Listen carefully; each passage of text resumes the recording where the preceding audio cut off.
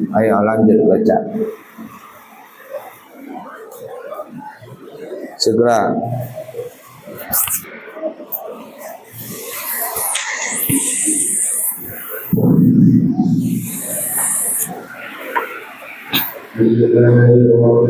Bismillah. Bismillahirrahmanirrahim. Dalam menunjukkan ayat yang tadi. Nah, dengarkan. Sekarang kita masuk bab air yang terkena najis. Kita ingin memakainya. Kan air yang kalau terkena najisan itu nggak bisa diapa-apain. Dipakai bersuci nggak bisa, dipakai untuk nyiram mobil, nyiram lantai, nyiram apa saja nggak bisa. Tapi kita sayang. Arti sayang itu begini, jadi buah si malakama, dibuang sayang, dipakai nggak boleh. Maka airnya sampai 150 liter, kan banyak tuh. Dibuang sayang, dipakai nggak bisa. Lalu bagaimana caranya supaya air itu nggak dibuang? Nah, ada caranya. Yang tadinya najis, air itu maka bisa disucikan lagi. Gimana caranya? Baca. Air yang terkena najis dapat menjadi suci dengan 3 cara. Nah, 3 cara. Apabila kita melakukan salah satu 3 cara ini, maka air itu suci kembali. Lanjut. Lalu suci dengan sendirinya, yaitu perubahan yang disebabkan oleh najis yang mengenainya telah hilang. Hal ini jika hubungan air mencapai 20 atau lebih. Baik, yang pertama ini keajaiban sih, keajaiban saja.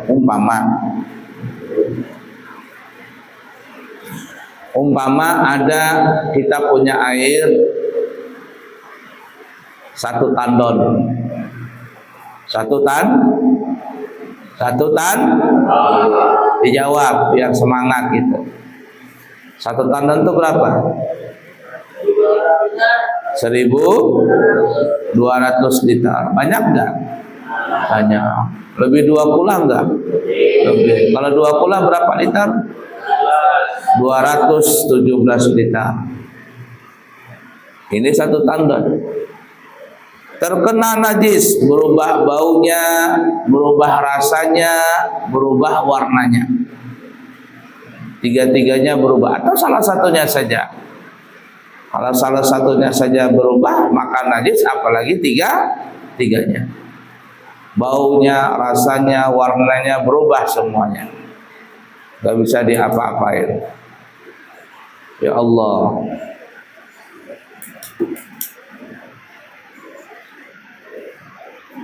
Tangan aja di dagu begini, itu menunjukkan anak itu pemalas ya. Apalagi begini. Ya, hati-hati. Baik. Nah, kemudian kita kembali. Air itu kita tinggalkan. Seminggu kan, 2 minggu, entah, Masya Allah ada keajaiban. Tiba-tiba air itu pas kita datang, air itu berubah seperti semula. Warnanya jernih, baunya enggak ada, seperti semula. Rasanya seperti semula. Padahal kita yakin sebelum kita tinggalkan air ini bernajis. Tiba-tiba pas kita kembali, ternyata air ini keajaiban ada, bersih kembali. Apa hukum air itu? Najis atau tidak? Air najis atau air mutlak? Menjadi air mutlak kembali. Itu sama yang Abuya ceritakan kemarin. Teman Abuya ada di Singapura. Dia cerita katanya, dulu, udah tahu sekarang ya. Di Singapura itu hotel-hotelnya mempunyai tampungan air limbah. Karena di Singapura itu nggak ada sungainya, kecuali sungai buatan saja. Dia ngambil air dari sebelah Malaysia. Nah, supaya air limbah ini nggak dibuang-buang, maka air limbah itu ditampung lagi. Jadi ada tampungan besar. Air bekas mandi, air bekas ini, air bekas itu, yang notabene-nya itu adalah air limbah yang bisa dipastikan bercampur dengan najis. Tapi banyak, beratusan ribuan liter air itu. Kemudian air itu disuling, tahu disuling? Di apa namanya? Difilter lagi. Setelah difilter, dikeluarkan kembali, ditampung lagi dalam satu wadah yang besar, tapi sudah airnya bukan air limbah lagi, tapi air bersih. Air bersih kembali. Maka apa hukumnya air ini? Najis atau mutlak? Maka menjadi air mutlak. Dengan catatan air mutlak itu 2 kulah atau lebih dari 2 kulah. Paham nggak Ustaz Abu ya? Nah, sebaliknya, apabila ada orang punya air najis, bernajis maksudnya, cuman 200 liter, 2 kulah atau kurang dari 2 kulah itu? Kurang dari 2 kulah. Jawab, biar semangat. Rakim, angkat kepalanya.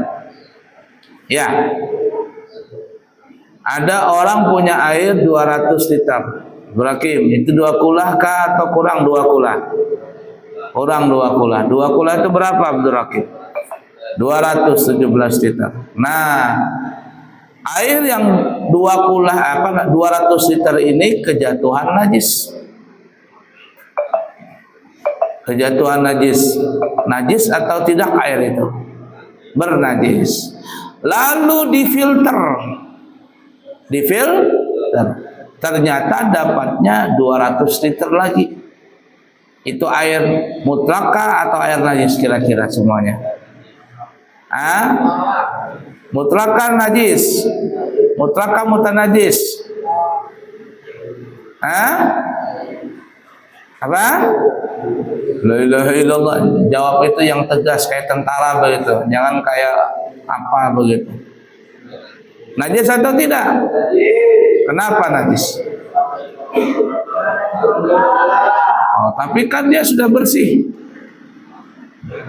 Sudah bersih. Nah, najis atau tidak? Tidak tidak najis. Tidak najis atau najis? Nah, walaupun dia bersih, tapi kalau kurang 2 kulah, maka tetap najis. Karena kemarin kita bahas, air yang kurang 2 kulah, apabila kejatuhan najis berubah atau tidak berubah, maka hukumnya mutanajis. Itu rumusnya itu. Ada orang punya air 1 tandon. 1 tandon. 1 tandon berapa? 1200 liter. Kejatuhan najis berubah. Kemudian difilter. Ternyata dapatnya cuma 200 liter saja. 200 liter saja. Kalau yang sebelum pertanyaan ini, itu airnya 200 liter, kejatuhan najis. Berubah atau tidak berubah hukumnya? Mutanajis. Difilter, ternyata dapat 200 liter juga. Hukumnya apa? Tetap najis. Kok suci? Tetap najis. Tidak bisa diapa-apain. Kenapa ya? Karena kurang dari 2 liter, dari 2 kulah. Ingatin rumusnya itu. Rumusnya ini ingatin nih. Apabila air itu kurang dari 2 kulah, kejatuhan najis, berubah atau tidak berubah, maka hukumnya najis. Walaupun difilter ulang, jadi bersih. tetap hukumnya najis. Kenapa? Karena kurang 2 kula. Nah, pertanyaan selanjutnya, perhatikan sini. Pertanyaan selanjutnya, ada orang punya air 1.200 liter, 1 tandon, kejatuhan najis, berubah warnanya, rasanya, dan baunya. Kemudian air tersebut difilter, tapi dapatnya cuma 200 liter. Dapatnya cuma 200 liter. Kalau pertama berapa? 1.200. Difilter, kemudian dapatnya cuma 200 liter saja. Berarti 1.000 liternya hilang. Apa hukum airnya? Najis atau tidak? Najis atau tidak? Najis. Kenapa najis? Karena hasilnya kurang dari 2 kula. Syaratnya itu setelah difilter, syaratnya itu mesti ada 2. 1, bersih kembali. 2, hasil filterannya itu tertampung dalam satu wadah yang mencapai 2 atau lebih dari 2 kula. 2 kula atau lebih. Paham gak? Ini syaratnya nih. Setelah difilter, itu hasilnya 1, syaratnya bersih kembali. 2, apa tadi ya? Lebih dari 2 kula. Kalau hasilnya kurang dari 2 kula, walaupun sudah bersih, air itu tetap mutanajis. Paham tuh? Paham apa enggak? Baik, lanjut yang kedua.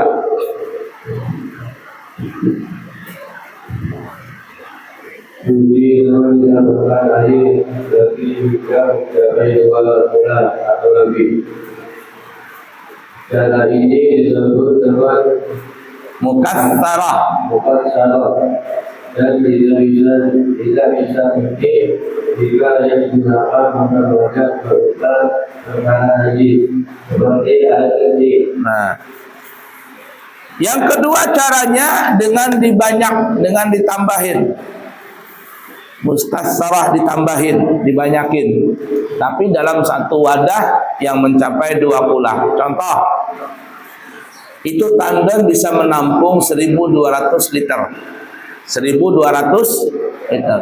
Dipakai, ternyata sisanya cuma 200 liter. Tempatnya besar tapi airnya sedikit, sisa 200 liter. Kejatuhan najis, berubah atau tidak berubah, maka air itu hukumnya najis. Dipakai nggak bisa, dibuang sayang. Gimana caranya? Ambil najisnya.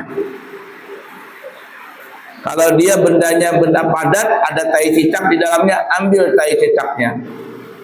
Setelah diambil tai cicaknya, tinggal nambahin air yang bersih.